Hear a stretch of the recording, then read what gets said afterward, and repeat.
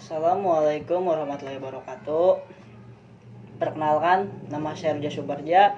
Saya dari kelas 5 EPJKR, NPMC 1810 6310 793. Di sini saya akan menyelesaikan salah satu tugas dari mata kuliah Manajemen, Organisasi dan Sistem Pertandingan Olahraga. Lalu di sini saya akan menjelaskan bab 5 tentang sistem pertandingan. Untuk mempersingkat waktu, saya akan langsung saja menjelaskan. Yang pertama-tama, apa sih sistem pertandingan?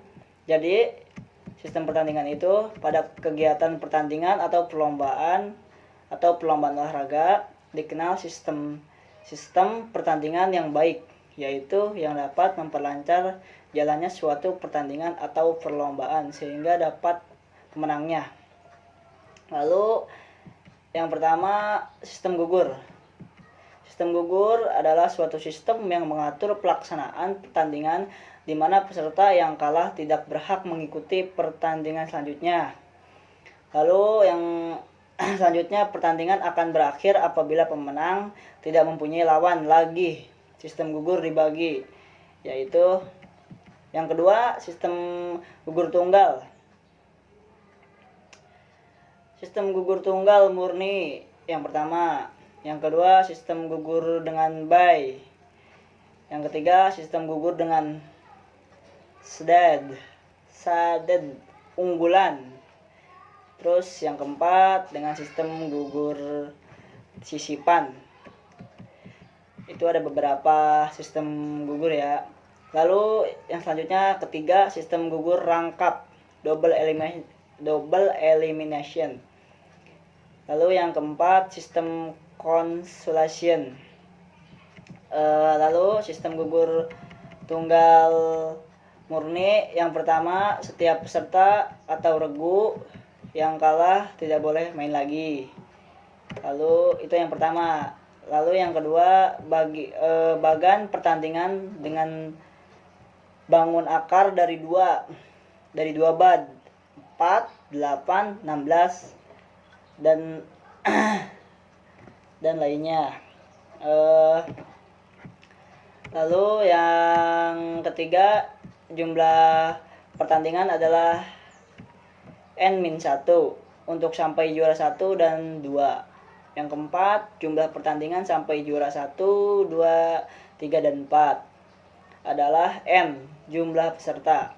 Lalu yang kelima, yang terakhir, untuk penempatan peserta adalah dengan diundi. Lalu kita balik lagi ke yang pertama. Beberapa ciri sistem gugur ialah sebagai berikut, yaitu yang pertama, yang kalah tidak berhak mengikuti pertandingan babak berikutnya. Lalu yang kedua, pemenang lawan pemenang. Yang ketiga, peserta yang tak terkalahkan sebagai juara pertama. Yang keempat, peserta yang kalah satu kali sebagai juara kedua. Lalu yang kedua, keuntungan memakai sistem gugur ialah terbagi dua. Yang pertama, peserta pertandingan banyak. Yang kedua, menghemat waktu dan biaya. Lalu yang keempat, kelemahan sistem gugur ialah terbagi ada beberapa ya. Yang pertama, peserta sama kuat bisa bertemu di babak pendahuluan. Yang kedua, peserta yang sangat kuat berhadapan dengan peserta yang sangat lemah. Lalu selanjutnya, bagian pertandingan. Untuk menentukan siapa saja yang berhadapan dalam satu kesempatan, maka perlu disusun dengan bagian pertandingan. Lalu selanjutnya yang keenam, sistem gugur dengan bye. Untuk menempatkan bye pada bagian pertandingan adalah, jadi apabila bye ada 2, maka ditempatkan di atas bawah bagan. Sedangkan apabila bye lebih dari 2, maka penempatan bye adalah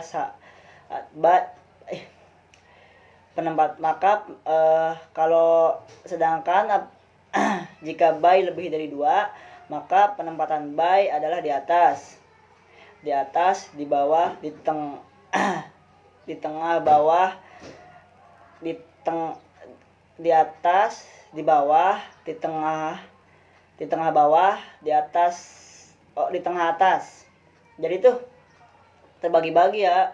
Kalau misalnya bayi itu lebih dari dua, jadi penempatan bagannya, jadi tuh penempatan bayinya adalah di atas, di bawah, di tengah bawah, dan di atas tengah ya.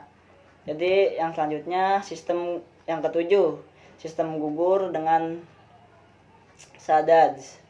Apa yang dimaksud dengan sadaj? Seperti halnya dalam kejuaraan Piala Dunia pada tahun 1998. Beberapa tim dilakukan sebagai sadaj. Umpamanya juara bertahan Brazil dan tuan rumah Prancis. Kedua tim ditempatkan dalam kelompok terpisah.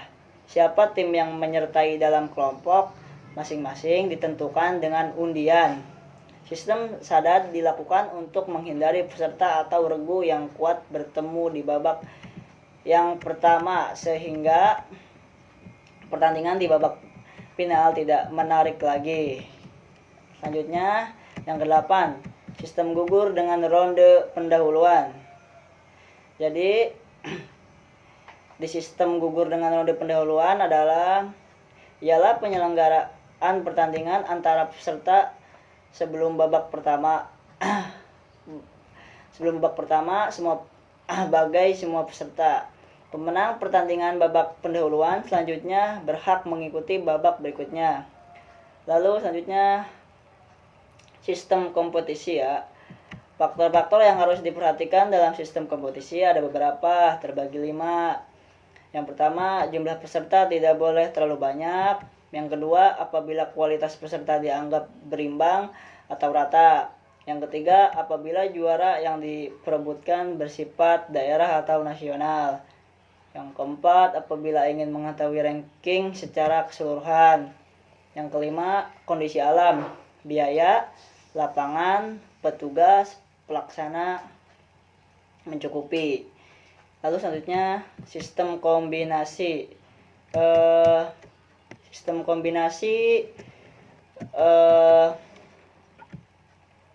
Sistem kombinasi ini menggabungkan dua sistem. Jadi sistem ini tuh terbagi dua sistem menjadi satu sistem dengan tujuan yaitu untuk lebih meningkatkan daya tarik kejuaraan yang diselenggarakan atau ada beberapa pertandingan. Jadi di sistem kombinasi itu terbagi dua agar sistem tersebut bisa menarik atau mempertarik orang melihatnya. Lalu atau sebelumnya telah disepakati oleh panitia penyelenggara dengan peserta. Jadi sebelum adanya sistem kombinasi ini sudah dirembukan, sudah didiskusikan oleh peserta dan panitia-panitia yang menyelenggarakan. Segitu saja yang bisa saya sampaikan. Kurang lebihnya mohon maaf jika ada salah-salah kata atau penjelasan saya yang kurang jelas atau ngawur, mohon dimaafkan. Billahi taufiq wal hidayah. Wassalamualaikum warahmatullahi wabarakatuh.